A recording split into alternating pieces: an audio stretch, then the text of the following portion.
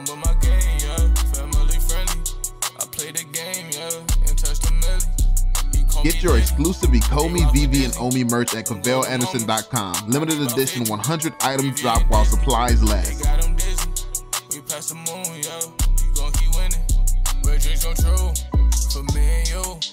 Ecomi did it, yeah. With the crew. Yo, what is going on, y'all? I'm Cavell Anderson, and we are back with another VeVe and Ecomi video. And this one, we're going to be talking about the Omi Token versus the VeVe NFTs. Because I actually made a post yesterday that had some people concerned. So I just wanted to add some clarification and give you all some of my thoughts on the whole which one is more valuable debate. So before we jump into it, be sure to drop that thumbs up, subscribe to the channel if you're new, and turn on notifications so you stay updated with everything going on. And yeah, let's jump into it.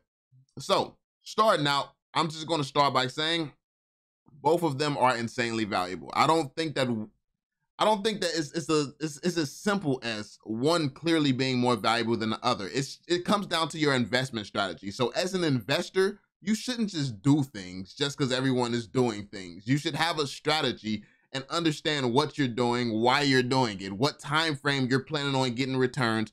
All of this stuff is stuff that you have to know ahead of time. You have to plan what's best for you, your risk tolerance, how long you can go without seeing returns. Like, you have to know all of this going into it. Because if people were looking for short-term returns, Omi was a bad investment.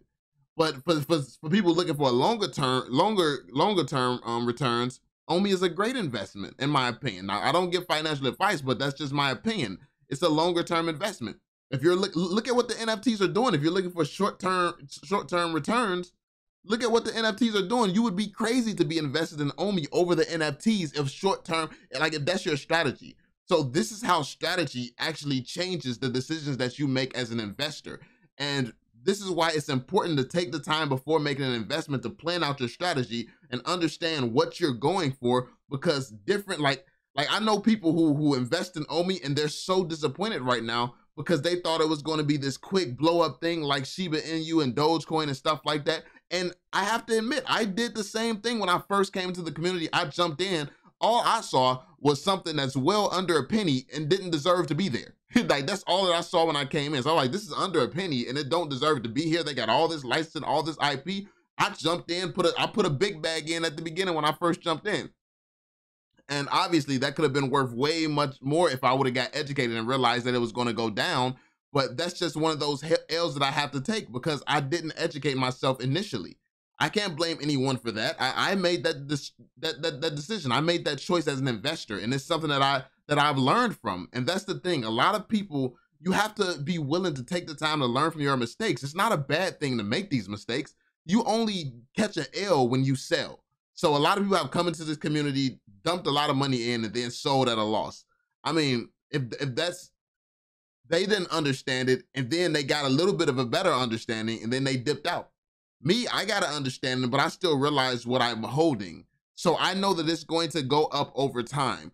And with the deflationary aspect of it and all the things that we have right now and the current burn rates of the project, and also the burn rates that's going to be added when we have some utility, when we're on more exchanges and more people are buying up the token, when we have the VeVeverse and we add those additional burn rates on top of these things. And now it's been confirmed that we're going to have more projects coming in and also burning from the Omi token. Now, the Omi token, like the VeVe project just by itself was able to get this project up in value. It was able to burn a ton of these tokens, especially with the addition of the VeVeverse that we don't even know those burn rates yet, but that was going to be, that's going to be enough to really burn a lot of this token.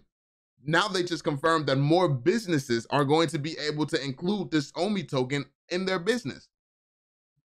That's massive news. And I think that this is why you see certain YouTubers seeing things the same way. Like, I know Foster had the same kind of idea as me. He's like, yo, I kind of want some more Omi. Like, Foster's like, I want some more Omi.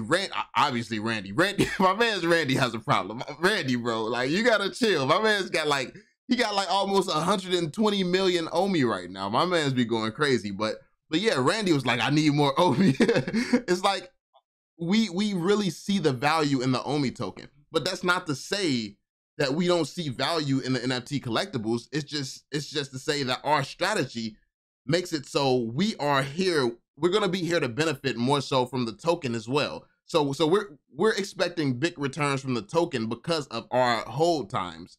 So me personally, my goal is to hold the token for 10 years. I believe that it can go up to $10 easily. I believe that it'll go up to $10 easily. That's my predictions on the token. So do the math. Like in my strategy, the strategy that I just explained to you that you have to set up for yourself, in my strategy, I've sat down, did my research, did my due diligence, and I've made sense of this project getting to $10 in 10 years.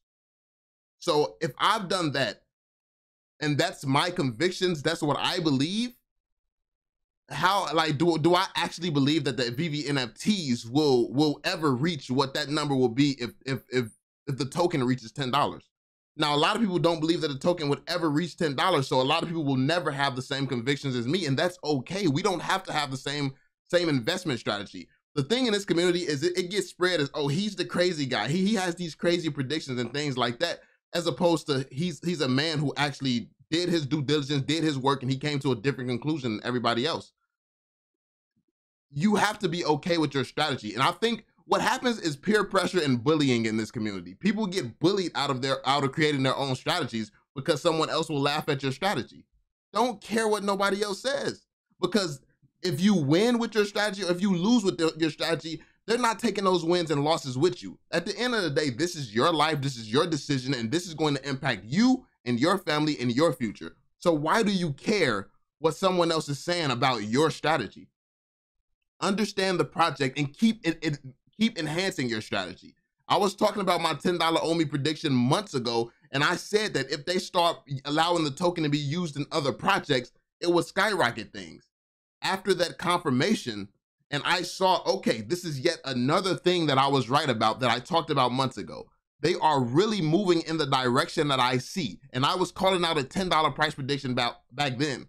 So the only logical thing is, oh, I have been thinking this way, and they have been moving exactly how I'm seeing them moving. So if they're moving exactly how I think that they're going to move, and they have just confirmed that this is happening, I would be crazy not to get my hands on some more OMI, because that's the key. That's a key part in my strategy.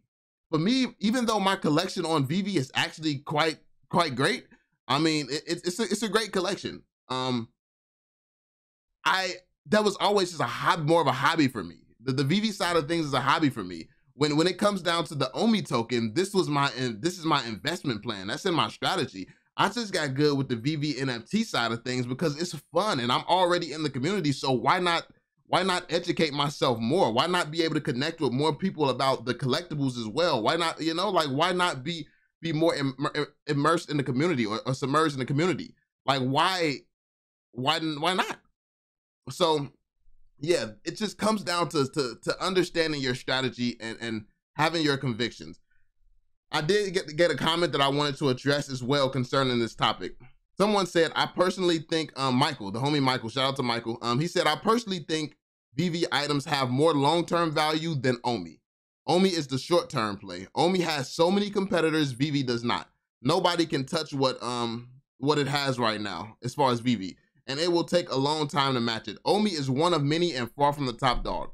So this is somebody, and if this is his strategy, nothing wrong with him having this strategy and this perspective. I completely disagree, of course, but yeah, because you have to consider the fact that, so this is the things that I consider. He says Omi has so many competitors. Omi has absolutely zero competitors in my eyes. There's only one token fueling the VeVe project. So what he has to understand is for everything, like every VeVe NFT that does well and like it all impacts Omi.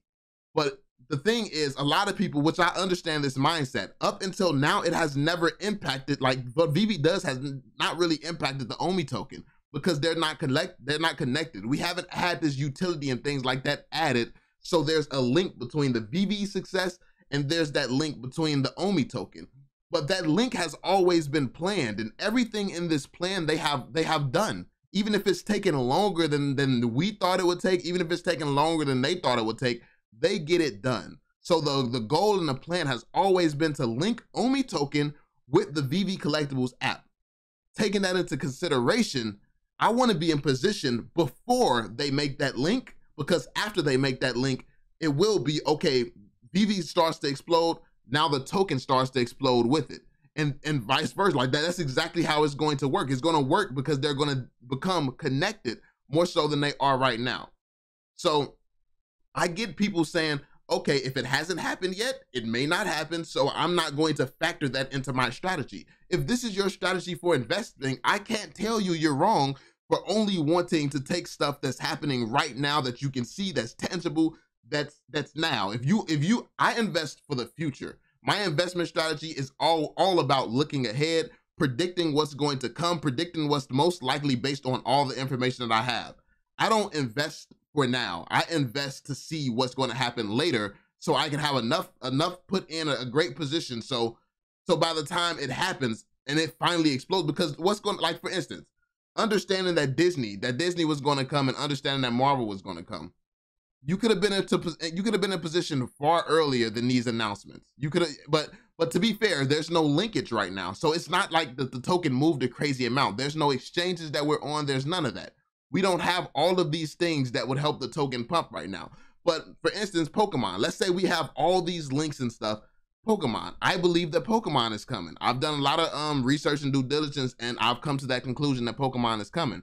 I'd rather be in position right now than to wait until after Pokemon is confirmed and then try to jump in, because that's what's going to happen. Pokemon is going to get confirmed, then everybody's going to believe in the token, believe in the project, and everybody's going to want to jump in and invest. That means that they're going to boost the price of this project, and you could already be in position. That's my mindset.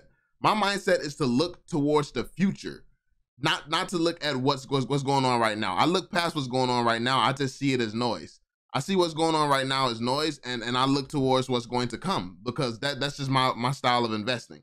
Yeah, nobody can touch what VeVe has going on right now, and that's a fact. Nobody can. And it would take a long time to match it. Omi is one of many and far from the top dog. So yeah, there's no token that's like the Omi token. There isn't any project that's really running like VeVe, and where everything that happens on VeVe is designed to impact the Omi token. There's no projects running like Omi. There's no other Omi token.